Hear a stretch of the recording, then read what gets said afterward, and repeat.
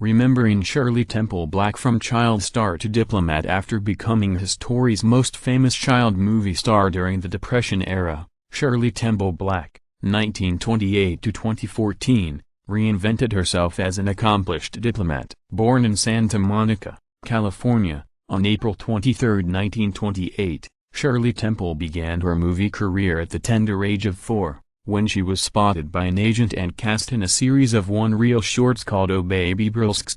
Thanks to her natural charm and the persistence of her mother, who claimed her daughter was a year younger than her real age, Temple got her big break soon after that, when she won a starring role in the typical Depression-era fantasy of stand-up and cheer. Signed to a contract with 20th Century Fox at $150 per week. She became a bona fide star with the release of Oh Little Miss Marker, one of 8 films she made in 1934. Temple, who was loaned out to Paramount Pictures for the film, played a child whose father leaves her with a bookie, played by Adolphe Menjou, as a marker for his gambling debts. In the type of wise, adorable role she would become famous for, she proceeds to reform the bookie's gang of gamblers and other ne'er-do-wells with the power of her optimism, common sense, ability to overcome adversity and, of course, her perfect golden ringlets. A Shirley Temple movie invariably featured a catchy song. Her most famous were "Oh on the Good Ship," "Lollipop," and "Oh Animal Crackers in My Soup,"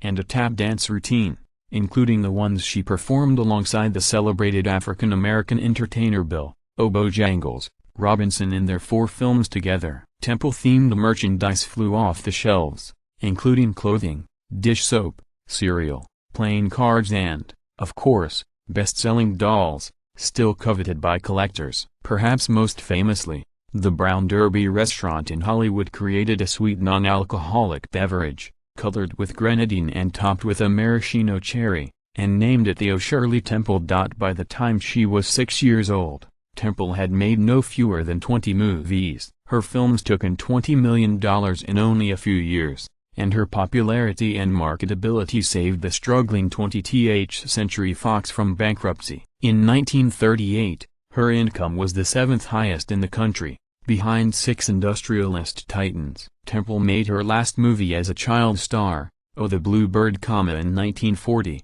It was her 44th film. When it flopped, Fox dropped her contract, and Temple was able to enroll in school for the first time. She appeared in several more movies as an adolescent and young adult, including Oh Since You Went Away, 1944, Oh The Bachelor and the Bobby Soxer, 1947, and Oh Fort Apache, 1948, but none met with the success of her former hits. By the age of 17, Temple had rebelled against the tie trains of her parents, marrying Jack Hager, a former U.S. Army Air Corps sergeant. They had a daughter, Susan, before divorcing in 1949. While on vacation in Hawaii, 21-year-old Temple met California businessman Charles Alden Black, who became her second husband in 1950. They would go on to have 2 children, Charles Jr. and Lori, and spend the next 55 years together, until Black's death in 2005. Through her marriage to Black, Temple,